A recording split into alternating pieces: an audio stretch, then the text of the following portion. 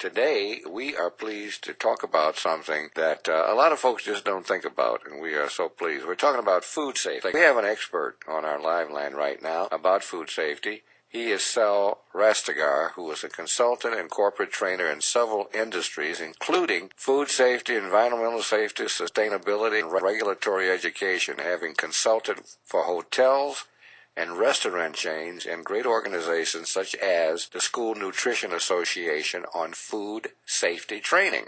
He has worked in the public sector for the health department and is a consultant to the National Science Foundation for evaluation of small business innovative research program, food safety and environmental research and education proposals. He's a licensed veterinarian, a licensed food manager, and Ecolab food specialist. His latest article on Food Print, published by Food Safety Magazine, covers both food safety and sustainable living.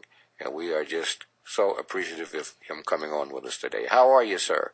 Thank you for inviting me. Is this Cliff? Yes. How you doing? Thanks so. How are you doing? Really good, really good. Thanks for the invitation. Listen, thank you so much for being with us. Let me ask you, what do people really need to know about food safety? What is it? When somebody hears that, they don't really know. Well, wow, we know bad food. But yeah, that's such a good question. But when I get asked questions like that, I think about the Billy Joel song, "We Didn't Start the Fire." It's like 1,000 things you want to throw at you. We didn't start this, we didn't start that. But there's a lot of issues out there, things that have to do with regulation, compliance, and also not being connected to land.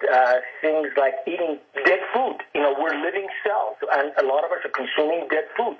Many of the restaurants, much of the food is not living food. It's not microbiotic. It doesn't have any value, any assets, any food worth. We take a lot of calories, and thank the Lord for all the calories and all the abundance that we have in this country, but the quality is missing. And we unfortunately, we use things like hormone and antibiotics, and we feed our consumers genetically modified food, sugars and corn and soy and tomato and such that are genetically modified foods, and they're not really, it hasn't been proven what it does to the body. It hasn't, enough time has not elapsed for research to show what it does to this living cell, living thing that we call the human body.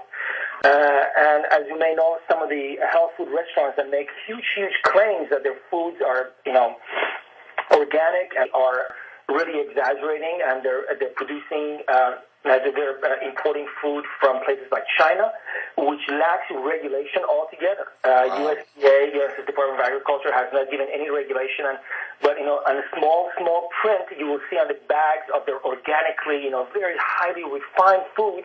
In a little small place, it says made in China. So that's kind of, that's embarrassing. Putting corn syrup, which is really a poison to human body, it can trigger diabetes, and it can it wreak havoc on the pancreas. We feed it to our kids, from the sodas we drink to the vitamins even we give them, even the health food. So where do you want to start? You're amazing. Let me ask you this question, because I was going to ask you, the timing is odd.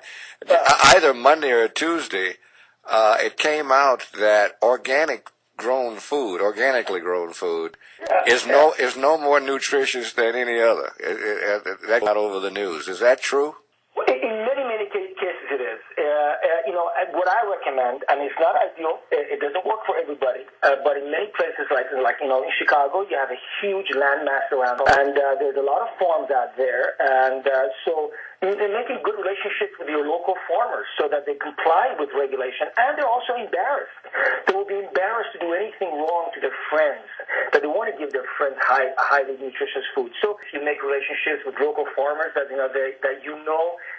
that would treat you right, you could avoid a lot of the herbicides, pesticides, and things that are really they cause human tissue mutation, which is a definition of cancer. So many of these organizations, their claims are false. It's exaggerated. They make food quadruple the price just because of marketing, not the true value of the food, and it's truly embarrassing. that they do this, and it's more embarrassing that we fall for it. That makes a lot of sense. I can understand why people want to buy organically grown food because they want to get away from those poisons that are used that you just mentioned. But as far as the nutrition, are you saying that there really isn't any difference? Not much. The nutrition doesn't come from organically grown. Right. It comes from the soil that's used.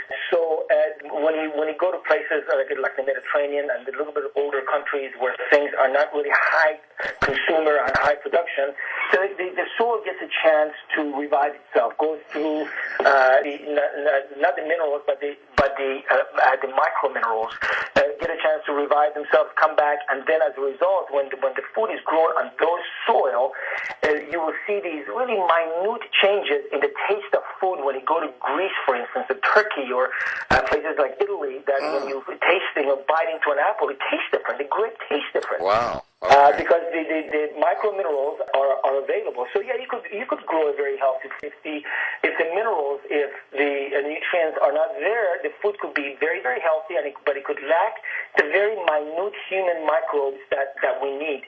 And you can really make up for that by eating live, living food.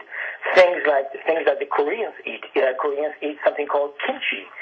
Kimchi has microbiotics, and it goes into the colon, and it serves as a digestive help to the colon. And also, you'll see that many of the people around the country are very bloated. They cannot digest the food, and even though they're not consuming that many calories, they're still getting fat. It's because they're eating dead food. So when you eat, the Germans eat sauerkraut. Sauerkraut is living food, is microbiotics, is living microbes, organisms. Pickled foods, yogurt has microbiotics. So sprouted food. Things like this that would make up, at least partially for the loss. When you travel to the African continent, European continent, Asian continent, you will see people they're not anywhere as big as You're right. Yeah. overweight as we are, and they probably consume two times the calories. It is because the food that they eat is the original food that was intended by nature and by creation to go ahead and provide for us. And we've done a number on the food source that we have in the country, and that is I'm not going to point particular fingers because many of the health foods that health food restaurants and stores, what they claim is not, it cannot be backed by actual data. In other words, we're being ripped off. I tell you, we're back in touch with the land. We're being disconnected.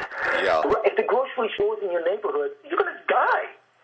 Yeah, that's true. You're right. You're right. What are you going to do? I mean, go to the next grocery store. What if the next one is closed? What are you going to do? Yeah. There's got to be some a semblance of self-sustaining power and strength that us human beings should have, and has to do with reconnecting with the land, taking our kids back to the farm, seeing them, getting the cows and the goats getting milked, and actually seeing, teaching the child that you can, when you put the seed into the ground, something great can come out. Simple things. Yeah, it's not really rocket science. You make a lot of sense. So, in closing, Mr. Rastegar, what should people look for? Give me your most succinct statement that people should be concerned. Something you want my listeners to hold on to relative to food safety.